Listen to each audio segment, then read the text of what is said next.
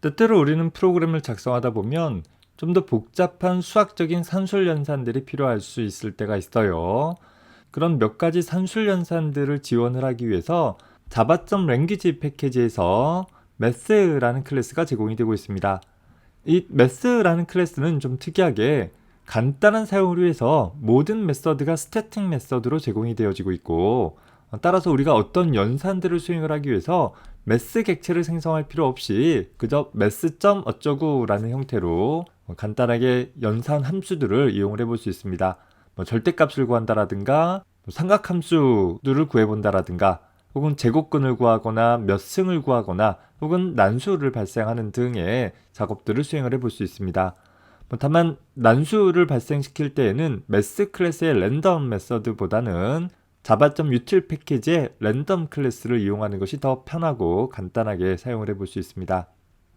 자, 간단한 예를 보면 다음과 같이 두 변의 길이가 각각 A와 B인 직각삼각형에서 빗변의 길이를 구하기 위해서는 소위 우리 피타고라스의 정리라는 것이 있었죠.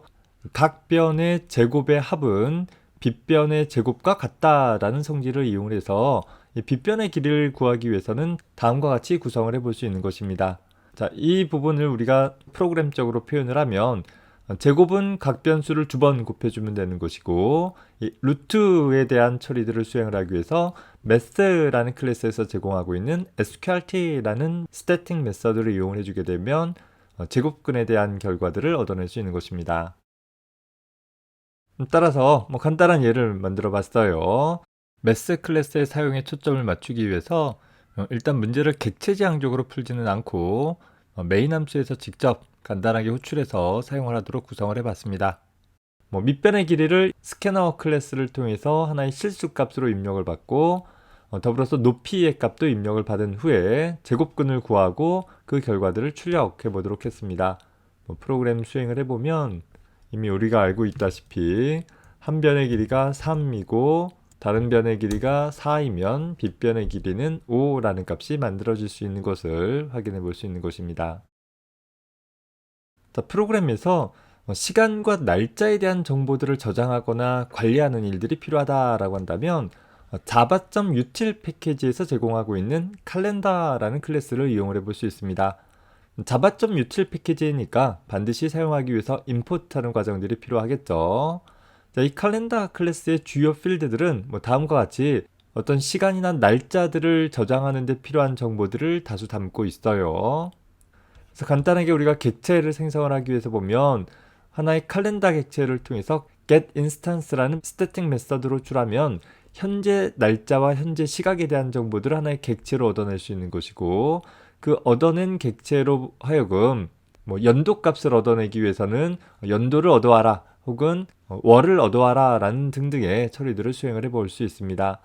다만 주의할 것은 월에 대한 값이 0부터 시작되기 때문에, 즉 1월이 0의 값으로 표현되어지기 때문에 실제 우리가 사용하는 월 값과 일치시키기 위해서는 2를 더 더해줘야 한다라는 점만 하나 기억을 해두면 되겠고, 현재 객체가 가지고 있는 날짜나 시각 정보들을 없애기 위해선 클리어 메서드로 호출하거나 혹은 특정 연월일을 갖고 있는 값으로 설정하기 위해서는 set 메서드를 통해서 2020년 10월 1일 오후 4시 30분으로 설정해라 라는 등으로 처리를 해볼 수 있습니다. 우리 교재 예제를 보면 현재 시간과 날짜를 확인을 해볼 수 있는 간단한 예제가 있으니까 각자 한 번씩 확인해 보기 바랍니다. 자, 또 하나 소개하는 클래스는 역시 java.util이라는 패키지에서 제공되고 있는 랜덤이라는 클래스가 있습니다. 자, 보통 의상함수라고 해서 주사위를 던질 때처럼 어떤 일정 범위의 숫자들이 비슷한 확률 분포를 가지면서 하지만 다음에 어떤 숫자가 나올 쉽게 예측할 수 없는 형태로 발생되어지는 수들을 우리 난수라고 부르죠. 다만 프로그램적으로는 난수를 만들어낼 수가 없어요. 왜냐하면 프로그램은 주어진 알고리즘에 따라 정확히 결정적 동작을 하기 때문에 그런 것이죠. 그래서 마치 난수처럼 일정한 범위에 있는 숫자들이 비슷한 확률 분포를 가지되 다음에 나타나는 수를 쉽게 예측할 수 없도록 아주 복잡한 알고리즘에 의해 숫자들을 만들어내는 일을 수행을 할 수 있는데 그런 수를 의산함수라고 불러요. 자, 이런 의산함수를 만들기 위해서는 math라는 클래스의 random이라는 함수를 사용해 볼 수도 있지만 그 random이라는 함수는 그저 0 이상 1 미만의 실수값만 반환하기 때문에 실제 우리가 뭐 주사위를 던진다와 같이 일정한 어떤 정수 범위에 있는 숫자들을 난수로 만들기 위해는 다시 어떤 처리들을 수행을 해줘야 되는 번거로움들이 있어요. 반면에 java.util 패키지에서 제공하고 있는 random이라는 클래스는 다음과 같은 메서드들을 제공을 해주어서 뭐 예를 들어서 nextInt 같은 메서드를 보면 하나의 인수로 지정되어진 숫자 범위 안에 있는 하나의 정수값, 뭐 예를 들어서 nextInt 하기를 6이라고 사용을 해주게 되면 0부터 5 사이에 있는 정수값들을 만들어주게 된다라는 것입니다. 뭐 따라서 우리가 뭐 예를 들어 주사위를 던졌을 때 숫자들이 나타나는 것들을 뭐 시뮬레이션 해보겠다라고 하면 nextInt 6이라는 표현이 0부터 5 사이에 6개의 숫자 중 하나를 비슷한 확률 분포를 갖되 다음 수가 어떤 수가 나타날지 쉽게 예측할 수 없도록 발생시킨다라고 한다면 실제 주사위는 0부터 5가 아니라 1부터 6이니까 이를 더한 값으로 표현을 해주면 되겠죠. 자, 다음의 예를 살펴봅시다.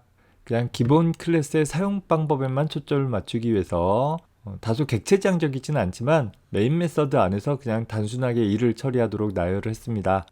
8번째 줄에서 랜덤이라는 객체를 하나 생성을 했죠. 랜덤 클래스는 java.util 패키지에 있기 때문에 반드시 임포트하는 구문들이 필요할 것이고, 자, 그렇게 구성되어진 랜덤 객체에 대해서 nextInt라는 메서드를 통해서 0부터 5 사이의 숫자들을 만들어내는 일을 10번 수행하도록 했어요.